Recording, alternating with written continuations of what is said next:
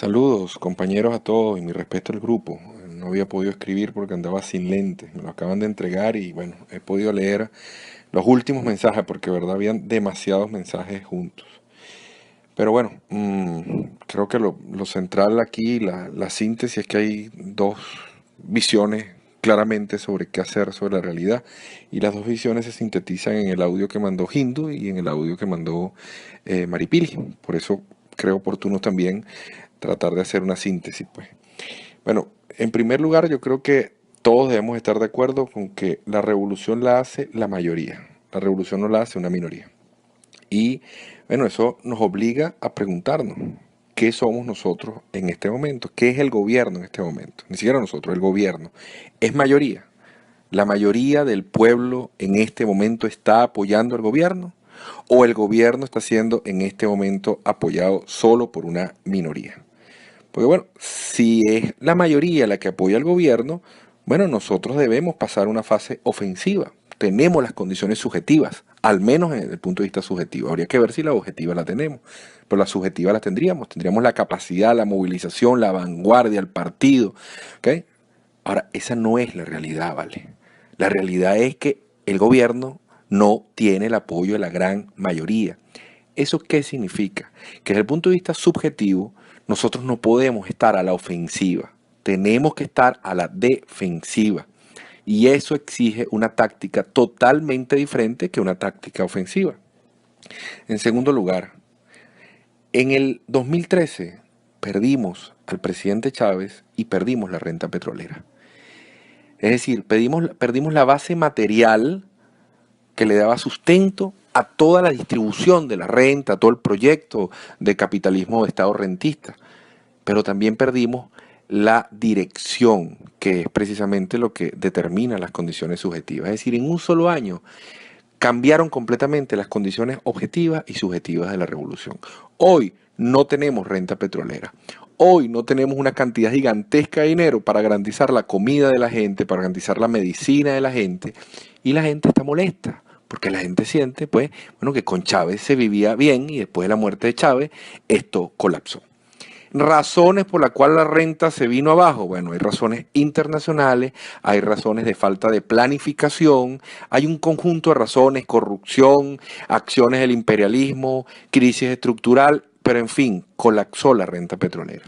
Entonces, no solamente no tenemos en este momento condiciones subjetivas, sino que tampoco tenemos las condiciones objetivas. El pueblo en este momento está pasando hambre, el pueblo en este momento tiene problemas muy graves de salud, pero además hay otra situación desde el punto de vista social que es la inseguridad, que es el segundo problema más grande del país. No lo ha controlado el gobierno, no lo ha controlado, se ha disparado la inseguridad por las razones que fuesen, porque hay bandas paramilitares, porque hay una cantidad de funcionarios que llegaron a acuerdos con los trenes de las cárceles, por la razón que sea. Pero la inseguridad no está siendo controlada. Entonces hay suficiente motivo para que la gente esté muy molesta y hay suficiente motivo para comprender que ya pasamos de una situación ofensiva que duró hasta el 2012 a una situación defensiva. Por lo tanto, la táctica debe cambiar. ¿Cuál entonces es el camino? Nos imponemos siendo una minoría. Si el gobierno se le impone a la inmensa mayoría del pueblo que está molesto. O echamos para atrás en aquellas áreas donde se cometieron errores, me refiero a lo económico, se reconocen responsables de los errores que se cometieron, mientras se recomponen las fuerzas y se acumula. Eso implica que va a haber que sacrificar algunas cabezas del gobierno que lo han hecho muy mal. Bueno, habrá que sacrificarlo, pero debemos mandar mensajes al pueblo como un todo de que entendemos que se cometieron errores, de que hubo personas responsables y que queremos rectificar. Si esos mensajes no se mandan, si por el contrario nuestro discurso es revanchista, confrontativo, la lectura es: esta gente no está preparada para gobernarnos. Quinto lugar, estamos en una guerra de desgaste con apoyo de masa.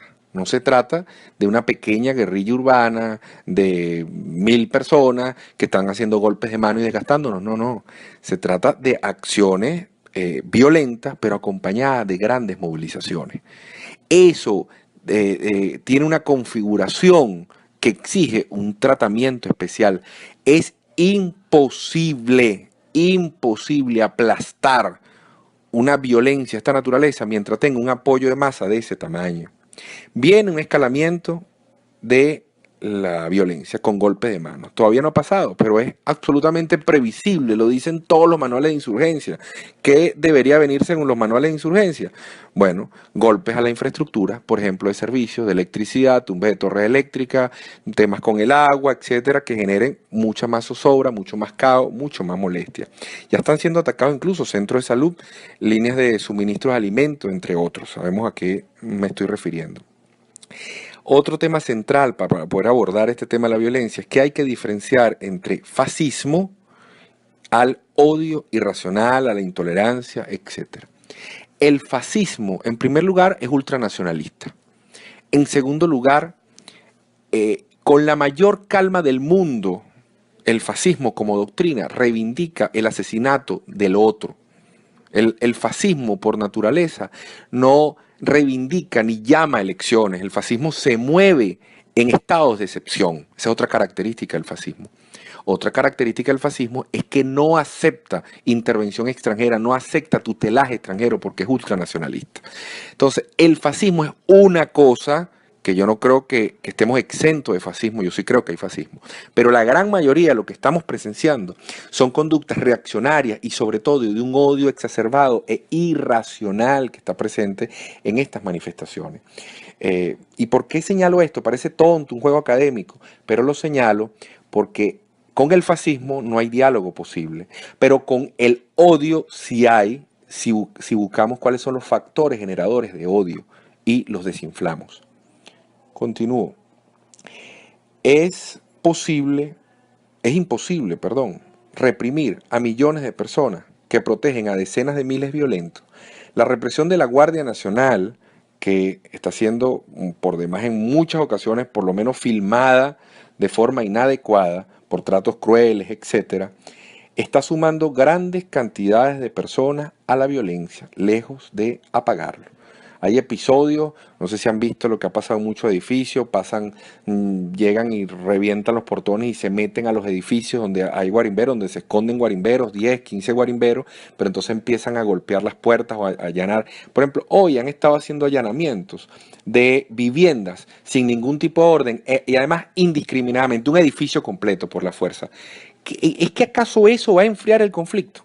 O por el contrario, esa familia que de repente está dubitativa, cobarde, ahora ratifica que más bien va a salir y va a llamar a su familiar y le va a empezar a contar todo lo que estaba pasando.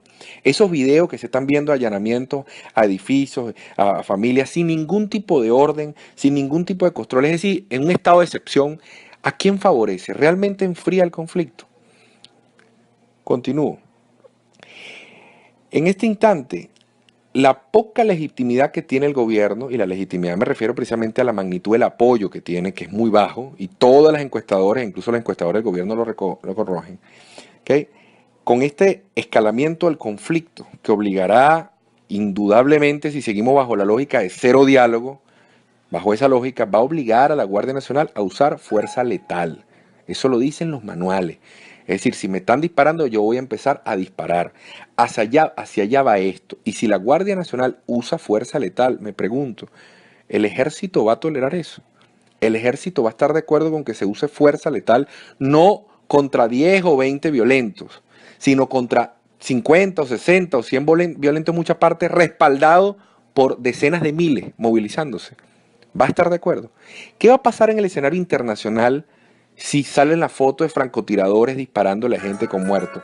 Es decir, eso se ha valorado en algún momento, las consecuencias de esa situación. O sea, porque, digamos, si nosotros seguimos invocando a la irracionalidad, estamos obligando a la Guardia Nacional a usar fuerza letal, porque ya la fuerza no letal está siendo desbordada. Entonces, esa poca legitimidad que tiene el gobierno la va a perder. Y esto va a obligar tanto a una reacción internacional como una reacción de la Fuerza Armada más formal, nos referimos al ejército sobre todo. Entonces, o se bajan las presiones y se aísla a las fuerzas reaccionarias, o vamos a un escenario de guerra civil. Escenario además que irreductiblemente va a perder la revolución, pues ese escenario legitima una intervención internacional. Y ahorita no estamos en condiciones de enfrentar ninguna guerra con ningún país porque no nos apoya la mayoría del pueblo. Eso es algo que debemos asumirlo. Una vez no tenemos apoyo de la mayoría, estamos en una situación defensiva. Y finalmente, en medio de este conflicto, sobre la mesa solamente hay dos propuestas. Y las propuestas son elecciones generales en manos de la MUD y constituyentes en manos del PSUV. Y resulta que ni las elecciones generales ni la constituyente resuelven las contradicciones principales desde el punto de vista táctica que está en este momento padeciendo el pueblo, que son en materia económica el hambre, en materia política esta guerra civil, es decir, una imposibilidad de entendernos nosotros como venezolanos, y en materia social la inseguridad. Esos tres elementos son los que en lo concreto, en lo inmediato, como decía Núñez Tenorio, van a tumbar al gobierno y pueden abortar esta situación. El imperialismo, la lucha con el imperialismo, es la contradicción estratégica y no vamos a poder construir el socialismo en Latinoamérica si no derrotamos el imperialismo. Pero hoy, la contradicción táctica más importante, la que nos obliga a hacer las políticas de maniobra y las tácticas, es el hambre, es la confrontación política y es la situación de inseguridad.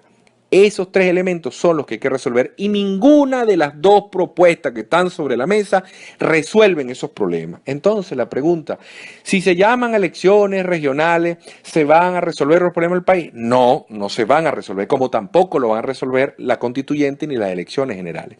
Pero las elecciones regionales le quitan base social al fascismo, a esas corrientes reaccionarias que están extremadamente violentas. Porque la gente que está furiosa, porque siente que le imponen, porque en un discurso de un Twitter de Jacqueline Farías donde dice se bañan sabroso en el Guaire, o ven que el presidente de todos los venezolanos retuitea una imagen que dice al Guaire lo que son del Guaire, o escuchan a Pedro Carreño con su lenguaje ofensivo, o escucharon hace 2 días a esta señora, nuestra ministra de Prisiones, Iris Valera, diciendo que apenas lleguen a la constituyente van a quitarle la inmunidad a todos los parlamentarios y van por ello. Es decir, esa gente que además dice, bueno, no estoy de acuerdo con esto, voy a expresarme con el voto, y tampoco hay posibilidad de expresarse con el voto, está furiosa, está llena de ira, porque se siente afectada, sobre todo en su dignidad. Y si no se abren espacios democráticos, esa gente va a sumar al programa de los fascistas, de los reaccionarios, de los totalitarios. Así que la salida por nada del mundo puede ser invocar a más guerra, porque si invocamos a más guerra, somos minoría en esa guerra, no solamente desde el punto de vista popular, sino también somos minoría desde el punto de vista internacional. No hay manera de ganar una guerra si la invocamos. Entonces yo creo que sí, efectivamente, podemos tener pasiones, podemos emocionarnos, pero yo creo que sobre todo tenemos que ser racionales y saber con quién estamos peleando y a qué nos estamos enfrentando en este momento. Si no tenemos la mayoría del pueblo, yo particularmente no me sumo a un llamado de guerra. Eso es una locura. Con el pueblo todo, sin el pueblo nada. A modo de conclusión, bueno, es absolutamente irresponsable que nosotros estemos llamando a Rondón a pelear. En primer lugar, porque del otro lado también hay bastante Rondón, hay bastantes trabajadores del otro lado que están molestísimos con el gobierno. De repente no todos se manifiestan de forma violenta, pero están en contra, están movilizándose o están hablando, están en las paradas, están en todas partes. Sé que Rondón no está solo de este lado, no pongamos la cosa blanco y negro como que este bloque, el bloque de los proletarios y aquel bloque, el bloque de los burgueses. Eso no es así, no sigamos diciendo esa mentira. De aquel lado hay una cantidad de trabajadores, porque 8 millones de personas que votaron en el 2006, en el 2015, en el 6 de diciembre de 2015, no son burgueses. Eso no es cierto, ni tampoco es cierto que de este lado todos son proletarios. De este lado también hay bastantes burgueses. Entonces hay dos bloques en confrontaciones, ¿ok? Pero en ambos hay pueblo. Nosotros tenemos que sacar una alternativa, hacer una propuesta en donde el pueblo se unifique, una propuesta que unifique a las mayorías. Y ahí hay un terreno virgen. No hay nadie haciendo propuestas para salir de la situación económica, para salir de esta situación política y para salir de la situación de la crisis social que tenemos. Hay que cambiar el discurso, estamos obligados a cambiarla porque no somos mayoría, hay que recuperar la mayoría, pero la mayoría se recupera con humildad, la mayoría se recupera reconociendo errores, la mayoría se recupera no solamente diciendo, estamos de acuerdo con la paz, Tú, escuálido, cifrino, traidor, pitiyanqui, ven a dialogar conmigo. Así no se recupera la mayoría, se recupera haciendo actos concretos.